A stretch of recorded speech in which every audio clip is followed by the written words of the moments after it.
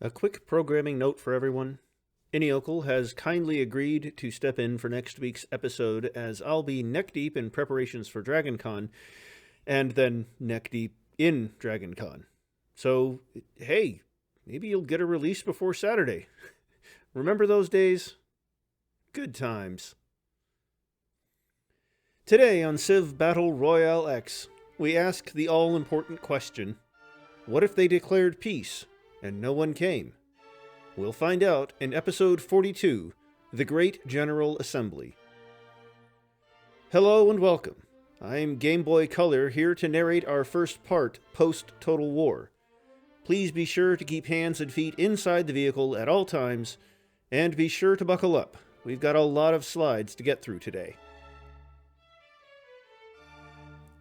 Taking a moment to view this wonderful map by Varea, we can still see the bane of power rankers everywhere, Yongle, chilling in East Asia. Their old enemy Han is less than half the size of Yongle's revived city-state. It is unbelievable how far they have fallen in such a short time. Posted by Quantum Botany on Reddit, they mapped out the zones of greatest nuclear devastation on the cylinder, complete with lore. From our Ivy submarine, it can be difficult sometimes to remember just how dystopian the cylinder outside can be. Thank you to Seabrix's honorable patrons. Without you, all this project would not be possible.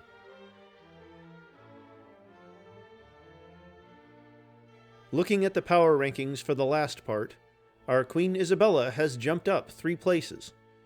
Isabella truly has made the most savvy move we've ever seen from a bottom-tier power in CBR history, and hijinks like these are part of what makes CBR CBR. Isabella is my mad queen, and nobody can convince me to change my mind. As we open this part, Turkish biotroopers advance through the northern reaches of the Siberian tundra towards Tuva's provisional capital at Mugur Aksi. The Tuvan Navy in what I believe is Lake Baikal is too weak to provide a roadblock for any future Turkish forces, meaning this entire Tuvan region lies undefended. The government of the city-state of Avimota traces its lineage directly from the original settlers of the region thousands of years ago. Since ancient times, the city's upper crust has maintained a highly stratified society, which, in the time of Avimotan expansion, we can see reflected in the creation of its puppeted tributaries. Avimotan culture, though, is far removed from its original Mojave roots, as thousands of years of cultural exchange in the region have created a people truly unique. Protests on the part of the Avimotan populace against the unilateral decisions by the city-state's old guard to expand Avimota's borders through bloody conquest have recently resulted in the establishment of the Sister Cities program, allowing a select few cities greater freedoms, such as Narle, with Avimota serving as a first among equals. Currently, Avimota is keeping most of its forces close by as city garrisons, increasingly fearful of the Turkish threat. All is quiet in Polynesia as hundreds of pops worth of cities share the screen with only 3 naval units in total. Yemen is no longer unhappy, as they sat on a neutral 0 happiness at the end of last part. Either the conditions in Aden were so bad the whole empire became unhappy in aggregate, or the rest of Yemen really hated the Adenites. Whatever the case, after last episode's devastating flipfest dropped the city from 54 to just 4 pop, Yemen's chances of launching a successful counterattack for Sana'a are resting 6 feet under alongside the rest of Aden. In just 2 turns, Turkish forces breached the walls of Mugur Aksi and surrounded all of Tuva's remaining core cities. Yongle may outlive Donduk yet, as the pause on Total War allows empires to focus down on the few fronts that remain.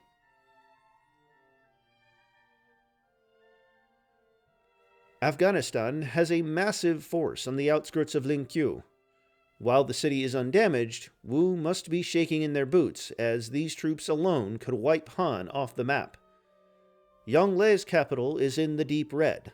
If he holds out just a little longer, he could rise in the final rankings as long as he outlasts Tuva and or Han. Just hold on. My Bloody Valentine are an Irish-English rock band formed in Dublin in 1983. Apparently, they are the pioneers of an alt-rock subgenre known as shoegaze, where they don't really move while they play. Bizarre, but to each their own. As Aden flips again, Tuva is reduced to just one city. Afghanistan isn't even trying to compete for the free real estate. By refusing to act, Durrani allows Ataturk to open up an even larger border in Northeast Asia, putting Afghanistan's East Asian holdings at greater risk. And so it is that Tuva perishes in 16th place. Tuva's very promising early game earned them many supporters. However, they never managed to overcome a strange aversion to science and poor land that resulted in their military falling egregiously behind the times. Even so, their absolutely massive military was filled with bodies, slowing the Turkish advance through their sheer quantity alone, through multiple parts of total war, while at the same time conquering eastward to buy themselves more time. In the end, they just couldn't make up that deficit. F.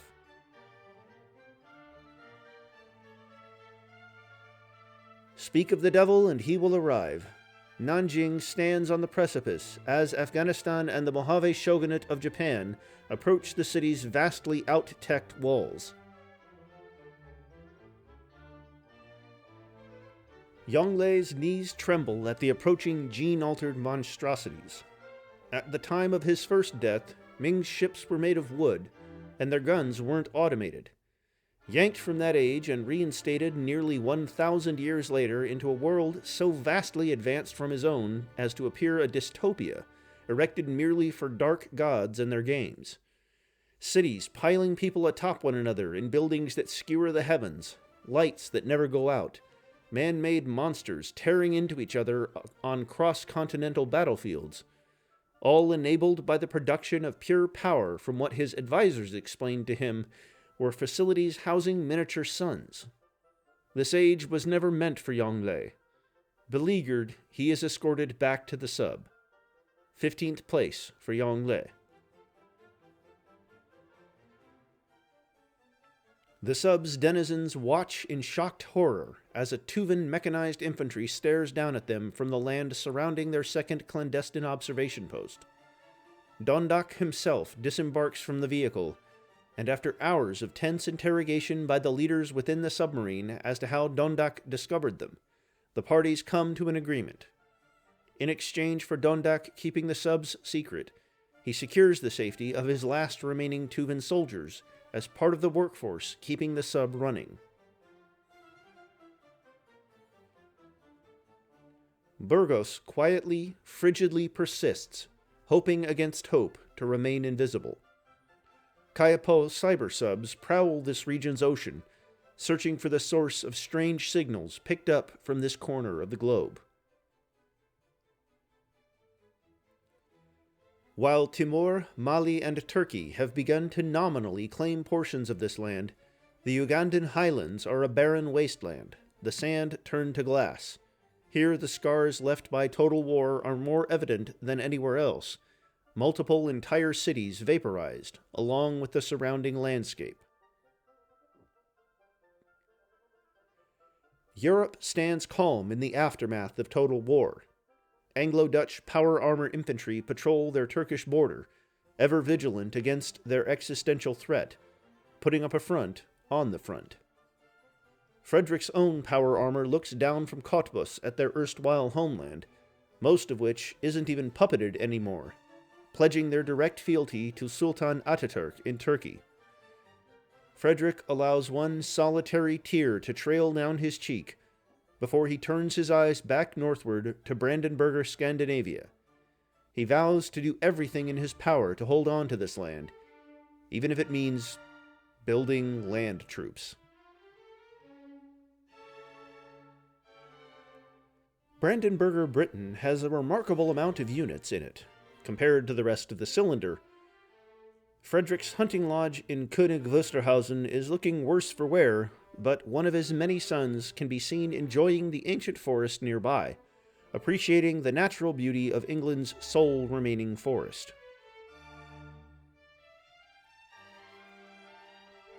From Ho-Nit-Kous'i to Guatemala City, the land burns, yet neither government can find a single unit in the region to blame for the famines and wildfires. Bureaucrats on both sides struggle to control the narrative in this war-torn region, keeping populations docile with scheduled showings of the military might of their future world units. From a hollow ad in Hukyamfe, extra half ration for attendance at your designated military parade viewing area. Excitement and proper fervor is expected of all attendees. Witness the world's most advanced air forces on full display during this wondrous time of peace.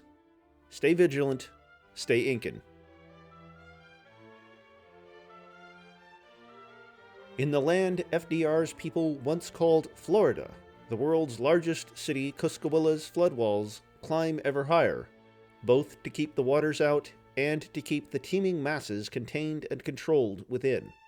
A city this populous defies all explanation, a staggering real-life equivalent of 468.66 million, and so drastic measures must be taken to keep the populace pacified. The conditions in Cuscahuila are too terrible to comprehend from our perception of reality.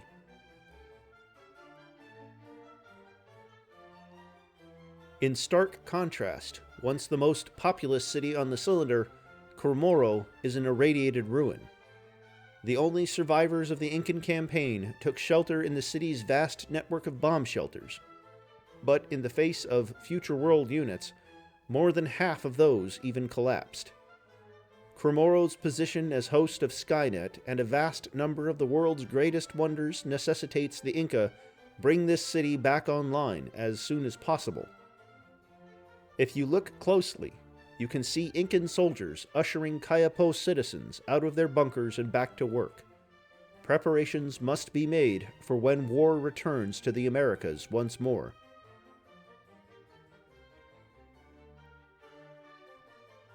Aside from Candagate, Avimota has twice the population of any city on this slide north of the mountains. Avimota's ancient roots run deep in the sandy soil of this region, and its top brass are loath to relinquish their iron grip on the basin, limiting the sister city's program to just Narle and Jiangping.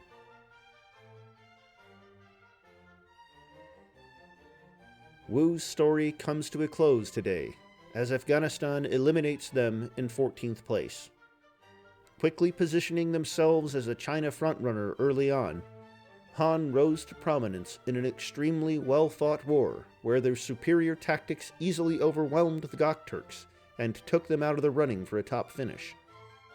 However, as time went on, they stagnated, unable to break Fortress Kokang, even with a military advantage. At the outbreak of total war, their land was washed in nuclear hellfire, and much of their military ceased to exist, in part due to the correction of the drone bug, and in part due to brutal campaigns on all sides. However, to be killed by an end-gamed longshot, Wu would be rolling in their grave right now if they weren't safely relocated to the sub. F.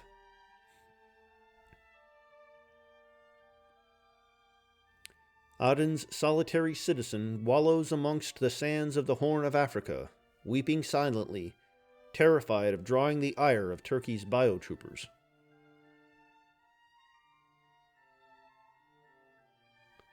Gokturk Taraz still stands unblemished somehow, playing neutral host to a conference of great generals from Avimota, the Mojave Shogunate, and Mohai. Through great conferences like these, the splintered lands of Mojave pursue a, mostly, unified foreign policy. It is interesting to note that even this deep into the game, half of the civs that have founded a religion still live. You gotta have faith if you want to last long in this world, I suppose.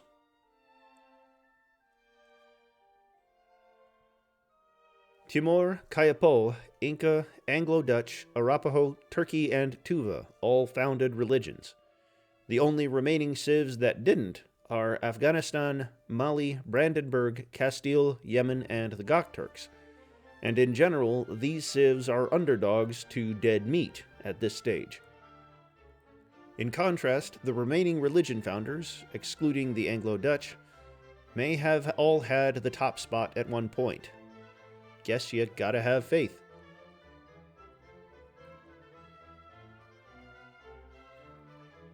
The Mojave Great General Assembly is thrown into disarray as news reaches them of an Afghan declaration of war. Jiang Ping has already fallen to half health. However, many Avimotan biotroopers are within range to come to the sister city's defense.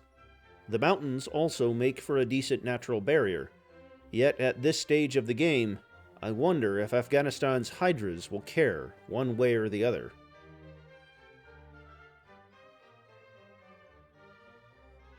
The Mojave Shogunate's South Korean holdings are in even worse repair, as a major Afghan force already tramples the countryside.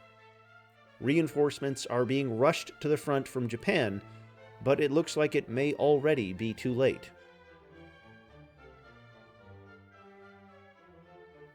The Afghan Hydras that seemed to threaten Jiangping earlier have taken a defensive stance instead in the mountain pass, protecting Mitarlam and Shebergan from a potential invasion from Avimota. However, the Great General Assembly has decided to instead embark on an ambitious two-pronged attack, sending strike forces straight for Afghanistan's major air bases in the region at Guangzhou and Jalandhar. Will it pay off?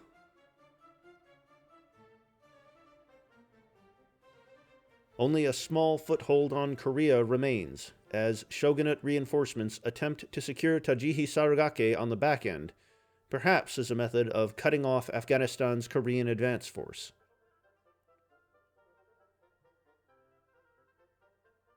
The Mojave strike force dissolves as Afghanistan reinforces Tajihi Saragake and brings Chongjin down to the yellow.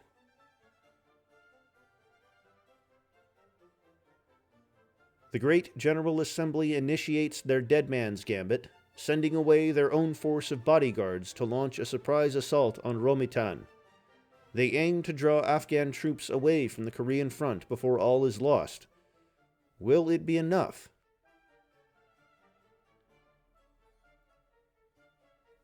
As the submarine's eye glides over the Turkish core, we are treated with a grim reminder that nowhere on the cylinder is safe from nuclear fallout. However, where many regions have been torn asunder by monsters and missiles, deserts glassed by constant conflict, here many live normal, everyday lives. Up until total war, Turkey proper hadn't seen real warfare for hundreds of years. It will take more to break this strong people. It seems that Turkey has finally started building up a proper army, as many of its core cities are fully ringed by future world units.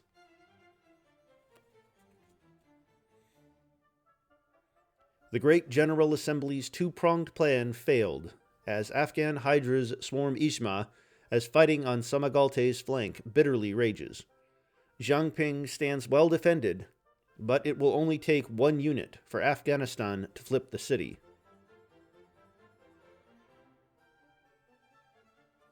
However, it seems as if Afghanistan has indeed pulled their troops away from Tajihi Saragake, focusing on moving troops up north to protect Romitan, allowing Mojave to retake the city.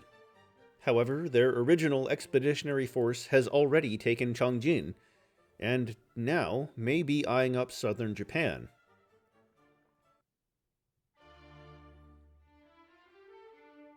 Defying the odds yet again, Yemen retakes Taiz and looks to potentially be mounting a force to take Sana'a.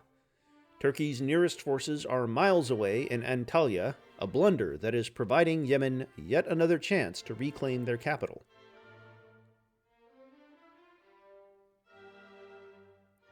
Avimota's top brass abandoned the city in opulent flying vehicles, making for island sanctuaries in Mohai territory. Afghan hydras and biotroopers flood the Avimotan basin, ready to put an end to a unique experiment thousands of years in the making.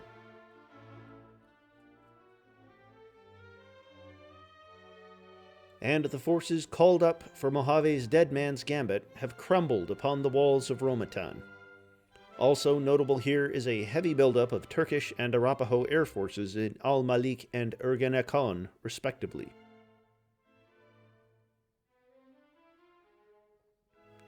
Sana'a is surrounded by Yemeni forces hell-bent on reclaiming their capital once again.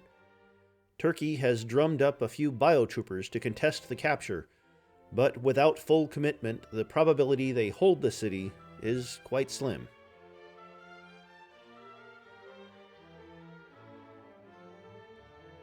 The ancient seat of power in Avimota is no more.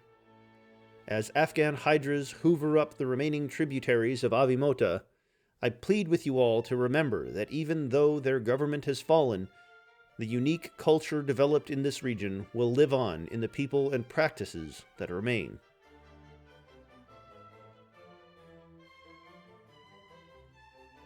A few parts ago, it would not only have been impossible to believe that Afghanistan would kill Han, but it would have been even more impossible to believe that Afghanistan would be beating former top-ranked Mojave.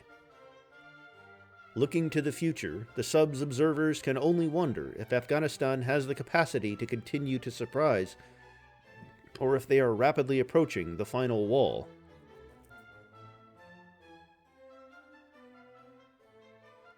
Karakoja has fallen, as the remainder of the city-state of Mota is surrounded.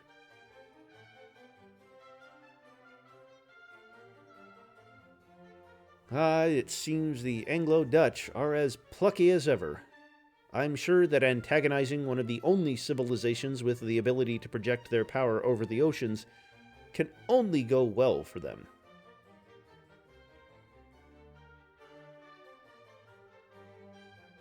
The sheer number of hydras commanded by Afghanistan in this slide is ridiculous when compared to the barren front lines seen across the cylinder. A few select members of the Great General Assembly struggle to hold the front lines against overwhelming odds, but at least they will die with honor.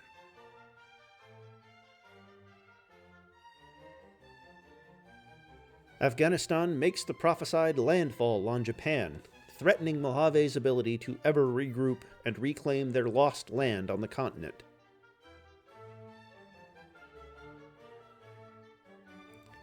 Turkey has managed to bring their forces to bear just in time, as Yemen is pushed back once again to the coast and Taiz is lost.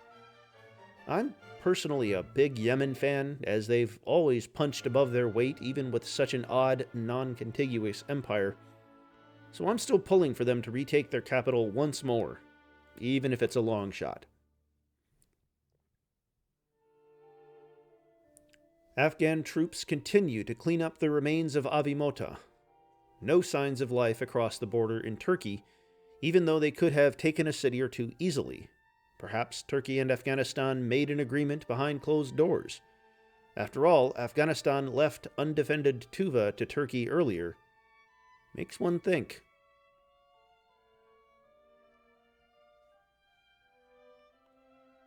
Sugamuxi's Kayapan Great Engineer can be seen here racking their brain as they contemplate the issues of the day. How do we fit the next pop's worth of people onto this island? In the inevitable future where this city is conquered, how can I keep as many of our people safe as possible? Now that almonds have gone extinct, which milk replacement should I buy from the store? So many problems, so little time. In other news, Iberia is confirmed to be a smoking ruin.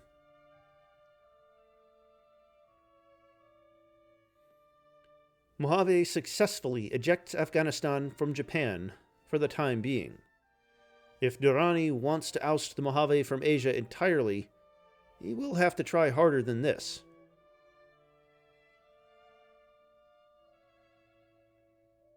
Avimota's clock continues to tick down.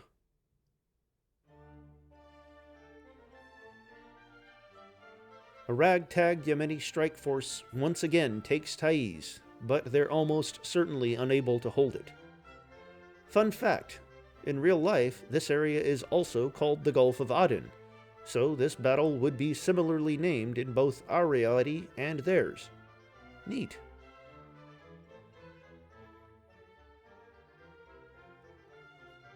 The funeral dirge sounds in honorary celebration of the life and death of Avimota, the cylinder's unofficial 62nd civilization.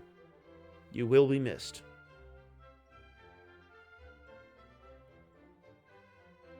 Mojave continues to hold on to mainland Japan, though a parade of Afghan hydras crawl up the coast towards Yoshida Koriyama.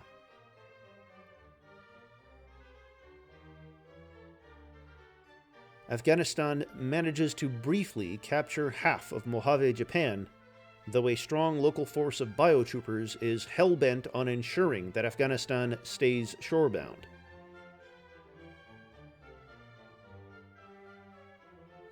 All is not well in the Pacific, as its two titans shout derisions at each other from across the pond. However, it doesn't seem like either power is willing to back up its words with military force, as only one naval military unit is visible on this slide.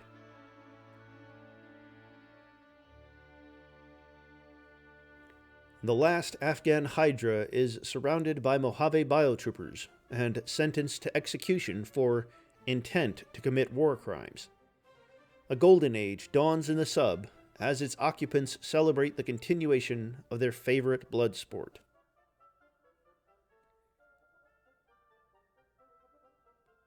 Turkey captures Aden once again, and Yemeni forces are worryingly thin on the ground. Ib is in great danger of falling, should the Sultan will it so.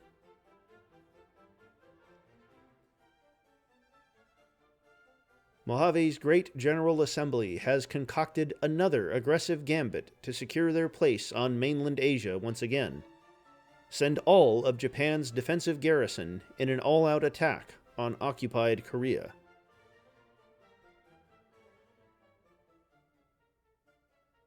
Ib falls, and Yemen's future hangs in the balance. If they can put up a good fight here, they have a great chance to continue being a thorn in Turkey's side well into the future.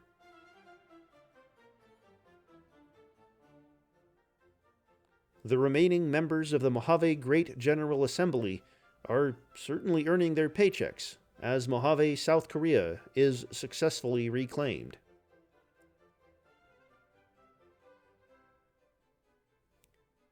Yemeni forces back off on the main front, prompting historians to note a pause for the moment in the Battle of Aden. Yemen instead seems to be forming a defensive line around Mbarara. Should this city be lost, it would spell the definitive end of a Yemeni Horn of Africa.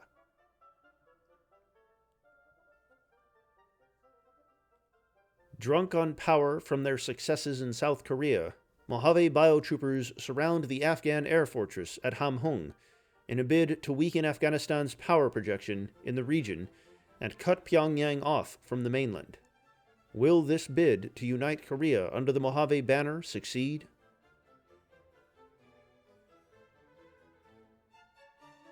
Secure in their new conquests, Turkish air forces move to garrison the Horn of Africa and begin a targeted bombardment of Mbarara. Already brought down to the yellow, the leaders of the Yemeni resistance in Sana'a worry that they will never get that next chance at freedom.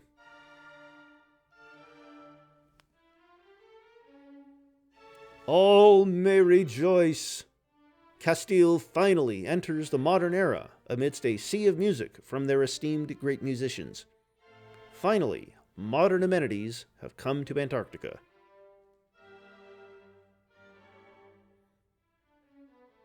Such an incredible change has brought all of Castilian civilization out into the streets to celebrate, starting an illustrious golden age.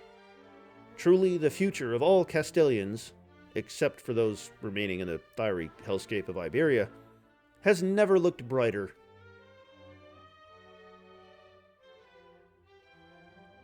Brought deep into the red, Mbarara stands upon the precipice. The undying Yemeni hatred of the Turkish imperialists only inspires them to fight furiously to keep Turkish units away from the city.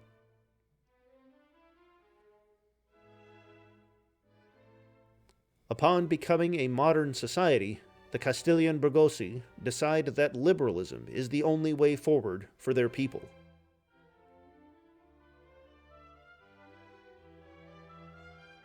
The Tuvan workers on the second submarine seethe in jealousy at the privileged position of the Castilians in Burgos.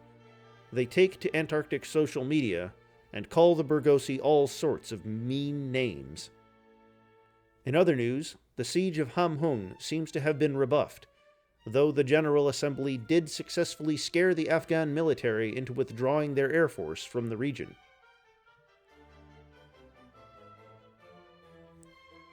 Isabella, unable to withstand the mean comments and misinformation being spread about her online by the Tuvans, passes legislation limiting what kinds of liberal expression are acceptable for the Burgosi in this new modern age. Some citizens begin to wonder if this new age is actually golden, merely gilded, or truly tarnished.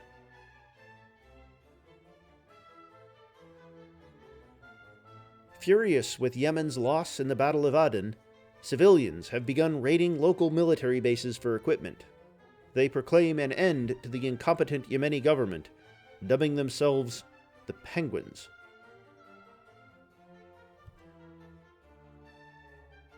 Elis Regina is born in The Hague, bringing a new flair to the region's jazz scene.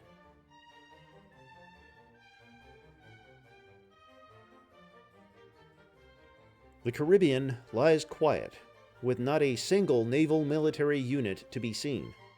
While some civs seem to be building land troops, it seems to be a pattern across the cylinder to avoid rebuilding navies lost in total war.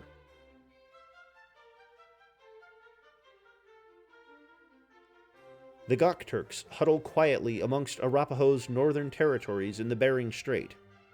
The government of Gaochang has decreed that Gokturk Sign Language is to become the country's national language in a bid to remain quiet enough to continue flying under Arapaho radar.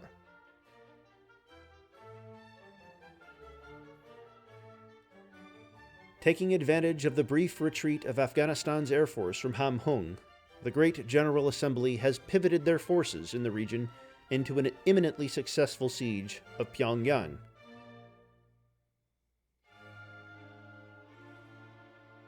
And there you have it, folks. I leave you today with a Korea twice united today by two separate powers, and a Great General Assembly planning their next move. This has been Game Boy Color, signing off. And so we say goodbye for now to a yet again Mingless cylinder. Flash Gordon is reportedly devastated at the sudden loss of his longtime rival. What? Sorry. Wrong Ming. Anyway, good night, and I'll see you in a couple of weeks.